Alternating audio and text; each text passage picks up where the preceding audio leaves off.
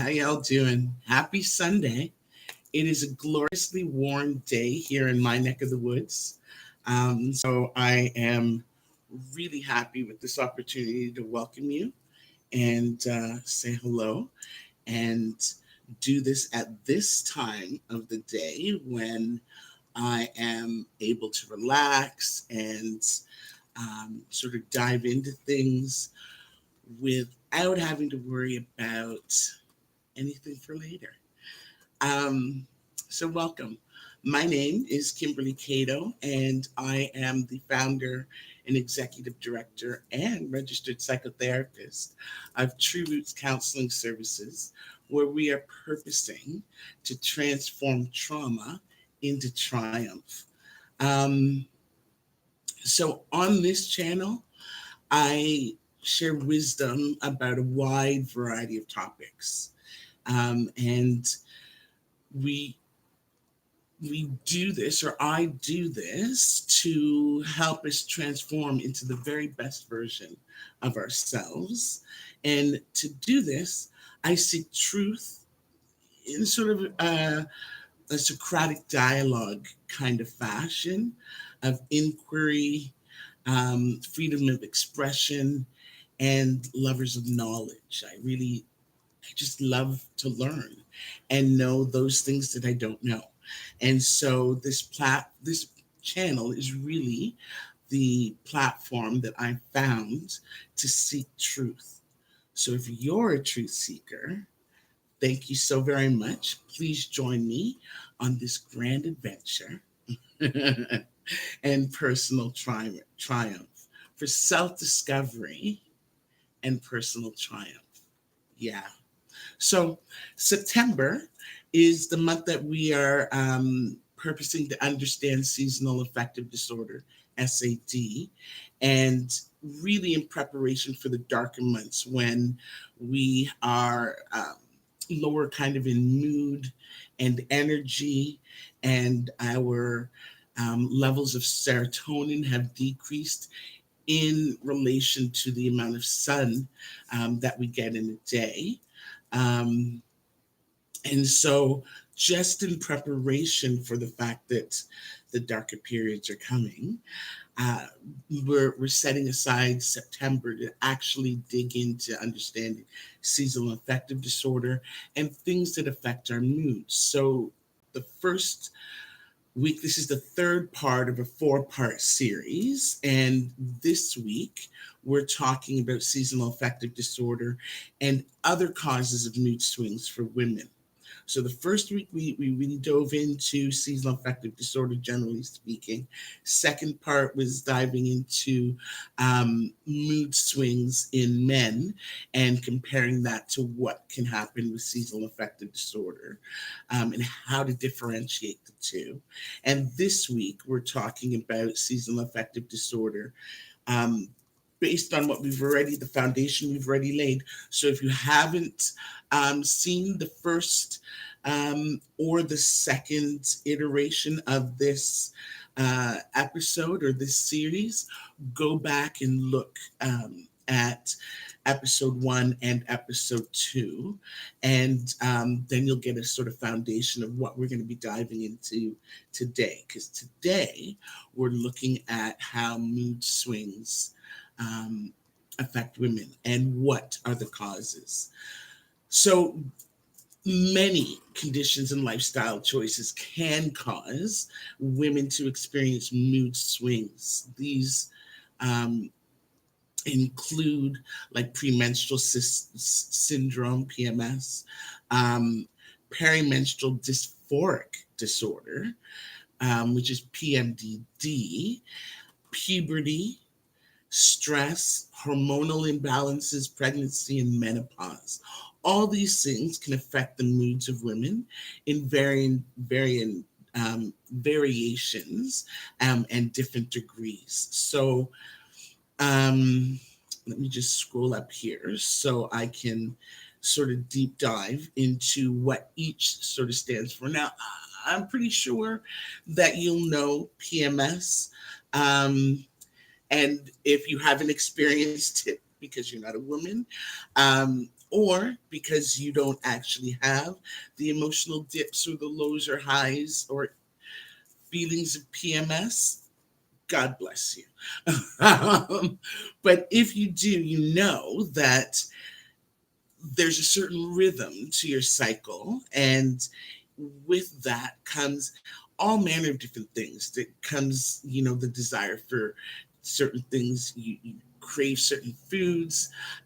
Some people have swelling and inflammation and water retention, and bloaty kind of yucky feeling. um, but especially where moods are concerned, some people tend to be very short with their attention, with their temper, with their ability to manage the mood. Um, and they will swing quite rapidly from one to another at about 2 weeks or so prior to your period actually starting. So it can be pretty hair raising, to say it nicely. For some people have mild changes, so much so mild, that there's no real record of it for them internally. Like they just sort of move from one to the next. I've known people who could literally be completely unaware, had it not been for their knowledge or following the calendar, completely unaware of when their period would start. Other people, they knew to the minute, right? I was one of those people prior to menopause, which we'll get to. Um, Now, premenstrual dysphoric disorder. Um, it's a health problem that's similar to PMS, but it moves sort of to the extreme, and it can actually cause like severe pain and deep depression. Um, and so when I was saying that there are variations in terms of the mood swings, this would be one that would move you from a general sort of manageable, tolerable, PMSy kind of monthly experience to a debilitating and highly restrictive in terms of your physical body and in terms of your mental health. Um, this one, PMDD, can really grab women and pull them under. And so you see tremendous swings in mood. Um, Tremendous swings in mood. Now, another factor, another thing that can cause mood swings is clearly stress. Actually, before I get to stress, I wanted to talk about puberty. Because puberty, there's a lot of transitions for women where puberty is concerned, and just coming to understand your emotions and know what they mean, what they're leading to, knowing your triggers, particularly during puberty. It's a place of growth because the emotions can be really, really intense. The things that you feel can be very intense and unfamiliar.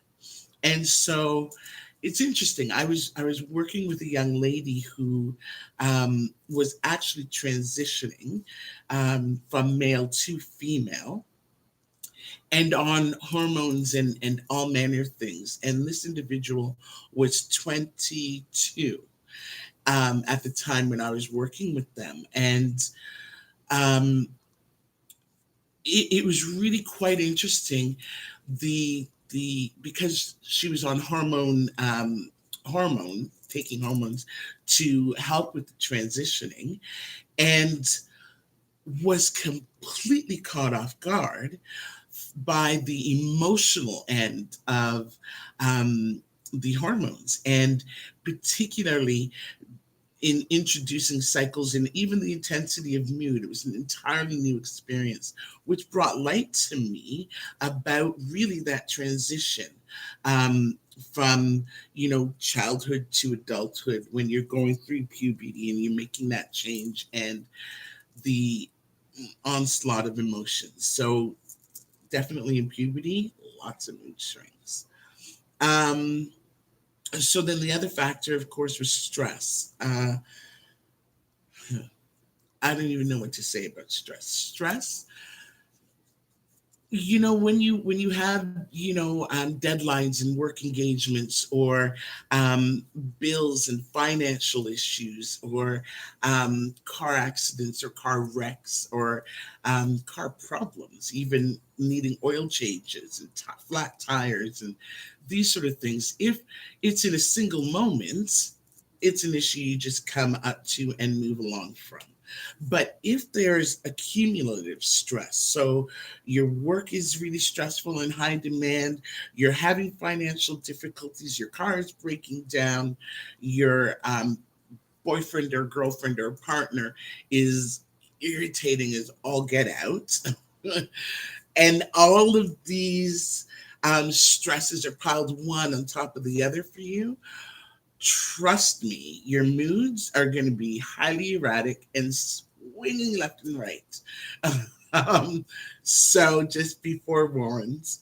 Hormone imbalances is another thing that causes fluctuations in mood swings for women. Always stay on top of the hormones. Understand, you know, we're talking about seasonal affective disorder, SAD, and even the time of year, the time of day. Um, these things really affect the things you're eating, the things you are not doing. They really affect your hormones. So it's really important to stay on top of that, learn about them, and be able to manage them effectively.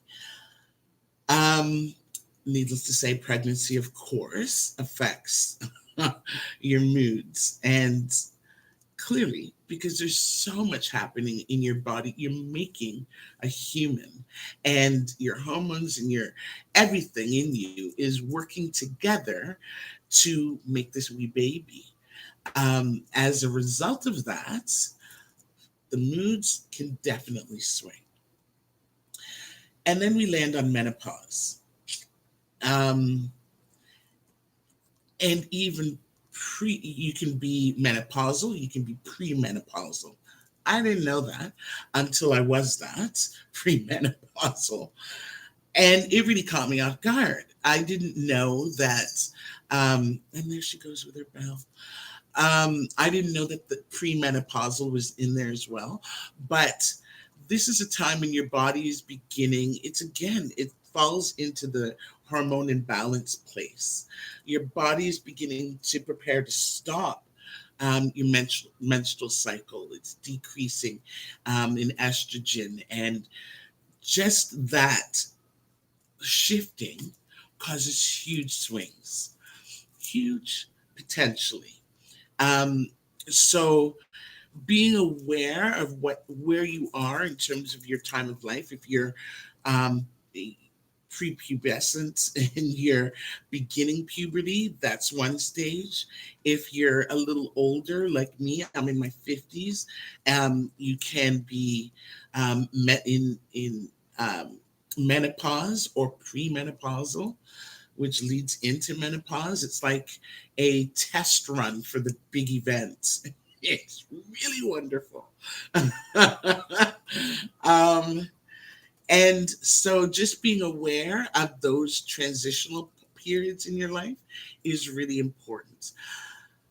Now, treatment for the mood swings. And what do mood swings look like? We discussed that in episode 1. Before I forget, please subscribe, hit the subscribe button below, and ring the bell so you can be notified when there's new uploads and new episodes to watch. I do a upload every Saturday. No, pardon me, every Sunday. And in October, I'll be telling you about that in a minute. We're going to be doing every Wednesday as well.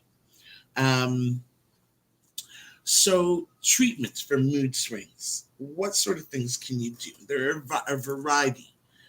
of remedies for the swings.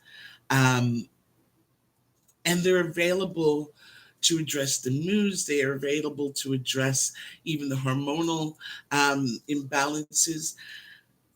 But they range on this continuum, and I like to refer to it as like least intrusive to most intrusive. Now you will, or you ought to, start with the all those who know suggest that we start with those things that are least intrusive first and gradually increase in terms of intensity and intrusivity based on the degree of discomfort or pain or irritation or um, the level of impact to your ability to to function and carry out your daily activities or activities of daily living. Um, so, least intrusive things could be things like making sure you sleep properly, making sure you eat properly, eating healthy and balanced meals, making sure to walk or swim or bike ride or exercise or jog or find some sort of physical activity that will help your body continually flow. One of the things that I swear by is water. Um, and not just any water. I'm a bit of a water snob.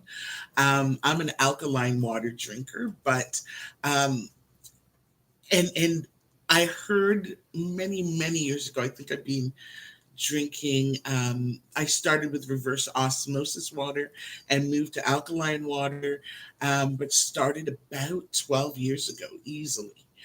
And it really, the catalyst for me was a statement I heard that said, if you do not have a filter in your water, then you are the filter in your water. And that was just heinous to me. There's no way. So I encourage you to make sure to stay hydrated. Not the coffee, not the um, caffeinated drinks, not the um, fizzy pops. Those don't count in terms of they might quench your thirst, but they're not really hydrating you. Um, Water is the best thing for you, and so get plenty of water. Those are least intrusive options to manage your mood swings. Make sure you're moving your body, make sure you're hydrating your body, make sure you're resting your body and your mind properly. And if you got those things down and the moods are still swinging, graduate up and do things that are a little more intensive, specific to the need. So if it's menstrual issues, try hot water bottles, try increased rest, try soothing things to drink, depending on what else is happening and what other things you're feeling. Try least intrusive options, and then of course you can graduate all the way up to over-the-counter medications, prescribed medications, and in some cases, some extreme cases, you're looking at some surgeries and things. But this is what I mean about the continuum of intensity in terms of how you are going to address the swing. It really depends on how disruptive the mood swings are and um, how much they interrupt your quality of life.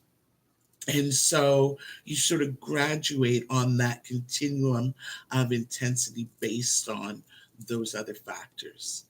Um, Again, hit the bell and make sure to subscribe, and also hit. I'm gonna try to put the clip of week 1 and week 2 so that you can get a sense of what the whole makeup of S.A.D is, because it turns out at the end of the day. And I'm going to wrap up next week with sort of an overview of what we've done over the last 3 weeks. But it's interesting to hear of two things really struck me. Number one, they've got everything all laid out. You can find it anywhere on Google. Causes of mood swings in women. And there are multitudes of things. It's really marked and measured. It's researched and studied. There's all sorts of remedies and supports and groups and everything. But there really isn't that community of effort where men are concerned. And yet, I get that the intensity of emotions, like when I was talking about the individual I worked with who was transitioning, who was really sort of taken aback by the level of emotion that she was now experiencing as a result of the hormones. Um, it's not that she was unaware of emotions or swings before she transitioned. I just don't think that emotion isn't taught to men and boys the way emotion is taught to girls. Boys aren't privy to the same level of understanding. So I don't know if it's that their range of emotion is sort of subdued or even suppressed because they don't have the education or the language for it. So that we'll kind of dig into a little deeper next week, but that's just a little food for thought. That's pretty much it for my study on women's mood swings. We know them, we understand them. This the mood swing, but we need to monitor for ourselves how our moods are impacting our lives and the quality of our life. And if it's something that we need something a little more intrusive to address, or if it's something that we can implore um, some of these, sort of natural remedies, walking a little more, exercising, dancing, even getting creative, funneling the emotion and the mood by writing or journaling, drawing, painting, knitting, doing something to funnel or channel some of those emotions and maybe capture them in another way, right? So those are the options, and that's the discussion about mood swings with women. We have them, and they're not going anywhere. So we need to manage them, understand them, and best cope. Learn how to really, truly best cope with them. Um, so again, hit the subscribe button, and in October, actually starting October 2nd, we're starting a new series that's called Cato's Cannabis Chronicles. And Cato's because I'm Kimberly Cato. And so Cato's Cannabis Chronicles is, I'm going to read it for you. Um, Cato's Cannibal, pardon me, Cato's Cannabis Chronicles is an actual table discussion with cannabis experts and influencers about the impact of cannabis on pain management, mental health, and addictions, as well as exploring the business of cannabis since legalization in Canada. Now, in Canada, cannabis has just been legalized back in October of 2018, and it sort of shifted the um, the environment and community of cannabis consumers within Canada. It's from farmers to like growers to distributors to those who make and study and understand cannabis, the level of impact on them, the level of impact on consumers, people who use medicinally, people who use recreationally, and how the environment has changed since October. October 2018. So our first episode is going to be October 2nd, and every Wednesday thereafter we'll be uploading a new episode that has me hosting a discussion with another individual who is an expert in the cannabis industry, in the cannabis field. October 2nd, I'll be interviewing a gentleman by the name of Jose Trijo. He's a PhD scientist, the senior scientist I'm going to read this exactly because it's so impressive.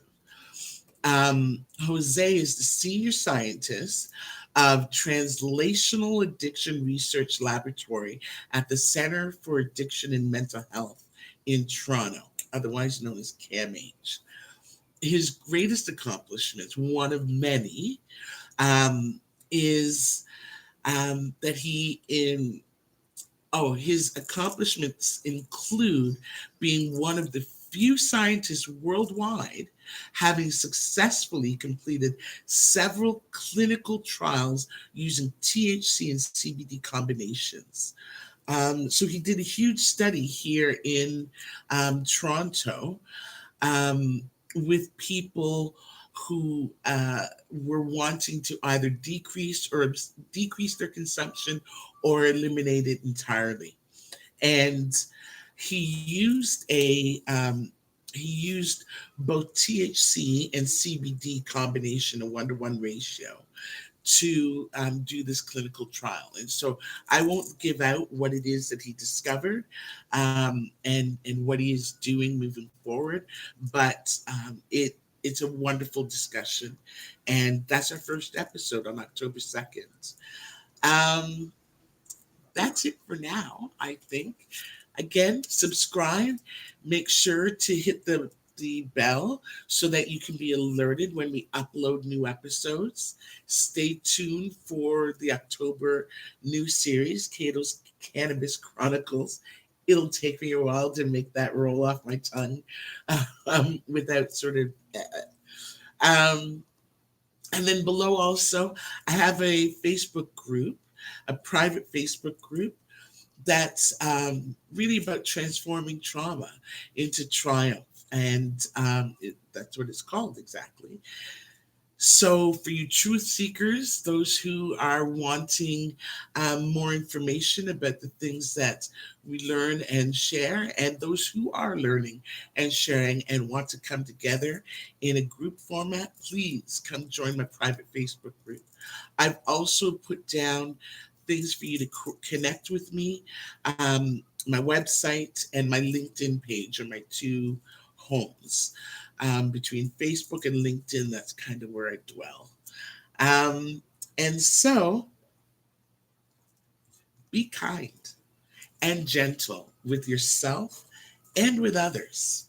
And um, until we get together again next Sunday, enjoy this weather. I hear it's sort of short lived, but get some light, drink some water, take care of your body and yourself. Thank you so much for joining me. Thank you for being here this evening or this afternoon or whatever time it is that you're watching. And I look forward to talking with you next week. Remember, you are greatly loved and very, very much appreciated. Bye now.